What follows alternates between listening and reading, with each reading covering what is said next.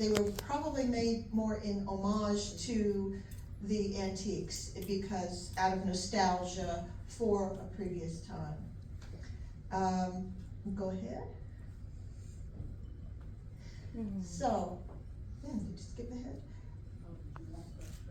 No, we're fine. Okay, go ahead. So, this one here on the left is an Emma Clear reproduction. Emma Clear started making reproductions in the 1940s. She herself didn't make them, she had a company that produced them. And on the other side is a doll that is not, I would say it's not necessarily the exact same model, but it's certainly close to what she used to inspire her version. And that one is attributed to the company of Conte & Bohm from Pasneck, Germany. And if you look at them though, you start to compare the antique to the reproductions. It helps you to develop an eye for telling the difference. The nice thing about the Clear dolls is she marked hers. If you see a doll that's marked with somebody's name, you can pretty much guarantee that it's a reproduction. Go ahead. Now the Mark Farmer Company was a company in California, and it was operated by Kathleen Farmer and Mark Farmer, who was at that time her husband. They started also in the 1940s. And they started out making a doll that was of their own design, which was to commemorate the anniversary of the 1848 gold rush. And then that was so popular that they started then to make reproductions from actual antique dolls. And then they actually, Mark and Kathleen got divorced, and then she ended up being basically the person running the company with her 3 children. And this is an example on the left, is one that she made for somebody who ordered it, and they made the mistake when this person ordered it, asking for one that had this luster finish, which I think they thought meant a pink tinted complexion, but what luster actually means is metallic. So she ended up getting this doll with metallic hair and feet, and probably didn't like it, and that's why it's still stuck in the box. And there's a couple dolls on the other side that are antique that kind of show the type of doll that probably inspired the one that the Mark Farmer Company made. You can go ahead. Now this is a Ruth Gibbs doll. Ruth Gibbs dolls are not strictly speaking reproductions, because she did not draw from an exact antique doll. It's inspired by, but they were her own design. So technically they're not really reproductions. They're her own design, but I wanted to mention them too. Also 1940s. Go ahead. Now Japan got into the act, when at a certain point, and they had German dolls sent to them that they basically copied. This one here, they have a patented thing on the back, probably for the type of swivel neck they gave. But that's an example of a Japanese-made doll, and they often had these red bodies on this particular type. Go to the next one. This Japanese-made doll, I'm not entirely sure that you would call this a reproduction. I'm not sure if there was a German version that preceded it or not, but this one you can see they marked it Japan inside. Next one.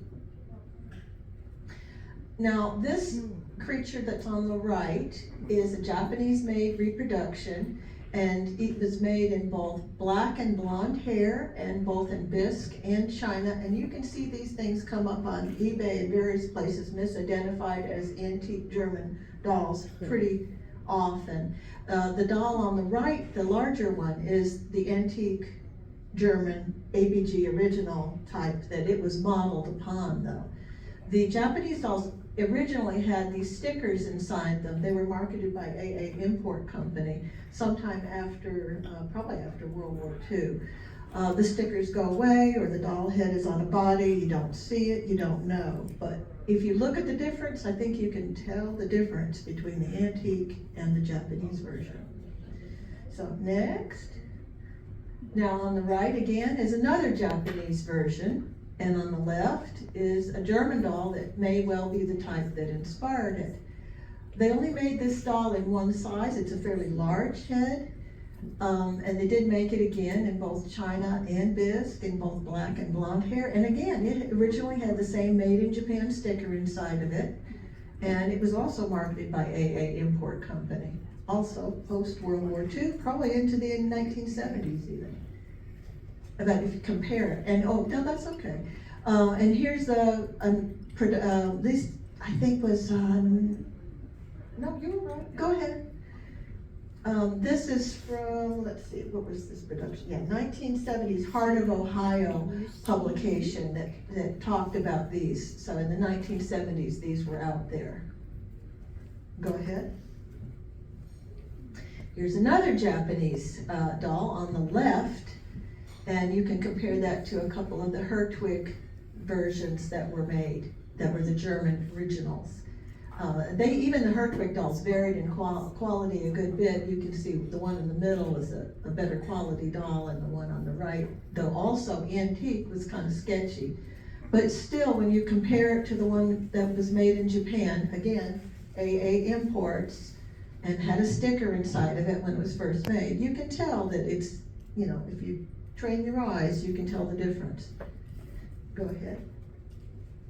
One more from Japan. This one again, I forget what text this came from, but this was again another like 1970s publication that talked about them, gave them names even. The one on in the publication there on the left they called Dolly Madison, and the one on the right they called Toinette. And this again, AA Import Company, and originally had stickers inside. Go ahead.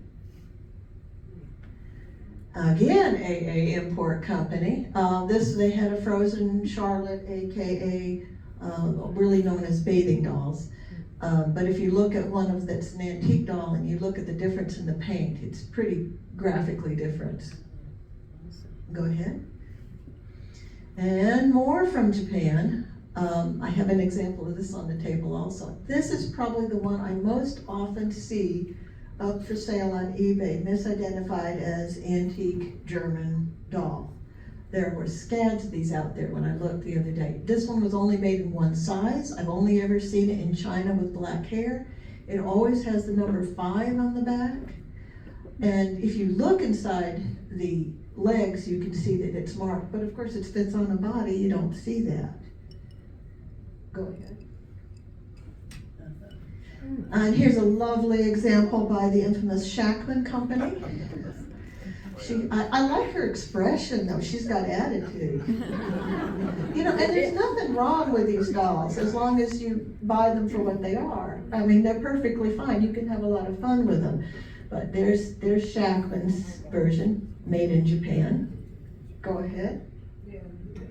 There were even a few reproductions made in Taiwan, and this one is a lowbrow version that's in Bisque. It has a sticker on it that says made in Taiwan.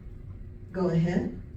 And this one, the Avon doll. Yeah, the Avon doll. She had a sachet body. They had scented sachet in there, and that's also made in Taiwan. I don't think that's actually technically a reproduction. I think that was their own version, but there you have it. Go ahead. And then we come to the homemade ones. I bet a lot of people dabbled in making dolls and took classes and to varying degrees of skill. How many people made dolls? See? How many people made China dolls? Kind of, yeah. And the one in the middle is the one that inspired my entire doll collection. So I don't knock them. My grandmother gave me that one in the middle when I was about 10, 12 years old. A friend of hers was making the dolls, and my grandmother was dressing them, making the bodies. And so every grandchild got one, or 2, or 3. And that was the one I got, such as they are. Those are also showing up on eBay as antique German China dolls. But these are much easier to spot than some of the more commercially produced ones. Okay, go ahead.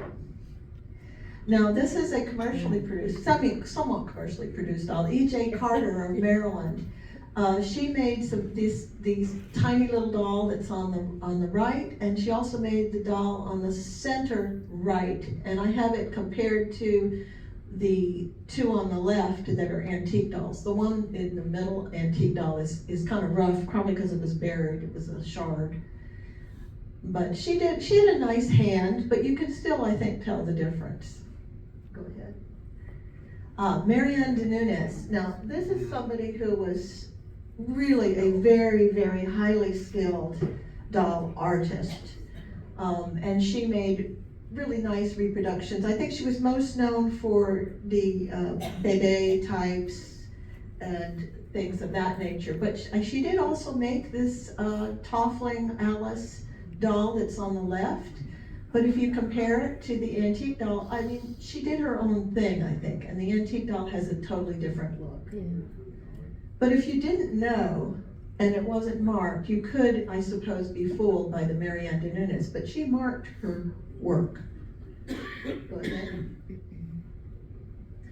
Charles Delattre. I have seen these come up occasionally and still get misidentified, but he marked his dolls. There's CD on the back, which is for his initials, and it says Paris. He was actually, I believe, from Stockholm, I think, and he had a store in that country as well as in Paris, where he sold a lot of reproduction toys and dolls, most of which he had made in China. I don't actually know where the doll on the left was made, but it could have been made in China. And I found one that is an antique doll that has a very similar modeling that may have been the type of doll that was the inspiration for his. Go ahead. Rudolf Kammer. Now, this is a German company, and that's their mark there. But this is, let's see, 1945 until into the 1990s. So these are the kind of things they were doing. And if you see these with these applied flowers, and if you see that mark, that's the company that you're looking at. And I've seen the doll on the left was misidentified at one point, and really nicely done. But the eyebrows are still different, I think, in particular. Go ahead. Maria Jose Santos Fernandez of Spain. She marketed these dolls under her company, Carabas. I'm not sure how exactly it's pronounced, but it's a very nice kit. With this particular model doll, and it comes in this box with a pattern and fabric so you can do it all up yourself. Well done though, nicely made. Go ahead.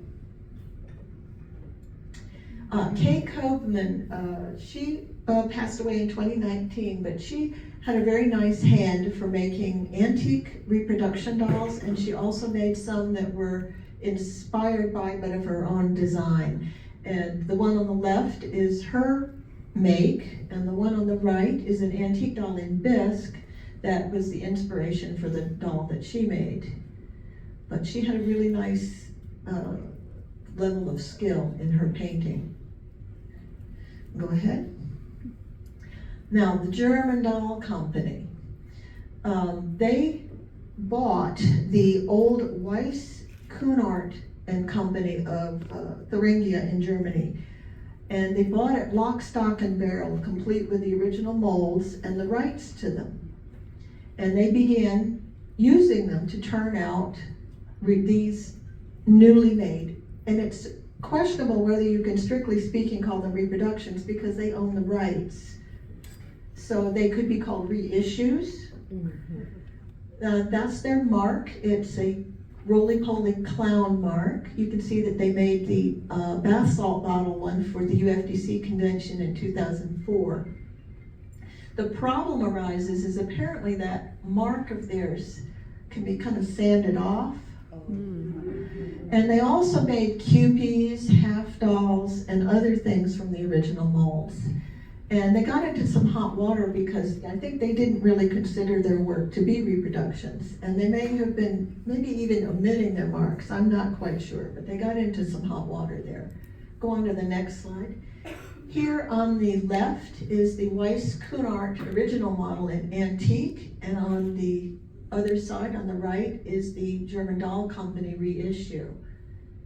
So they use the original molds, so the modeling is pretty much the same, but you can see some difference in the paint. The paint colors do vary over centuries.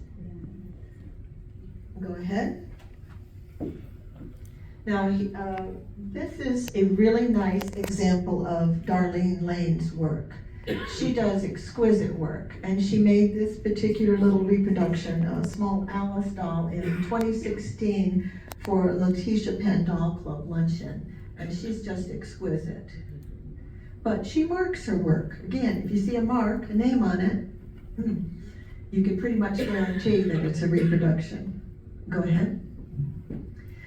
This little pair of dolls was made also for an event. It was made in 2016 for an event at the Carmel Doll Shop. And this is to represent Tom Thumb and his wife Lavinia.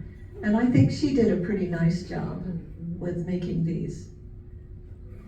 Go ahead. Now, this doll turned up at a recent Gaithersburg event.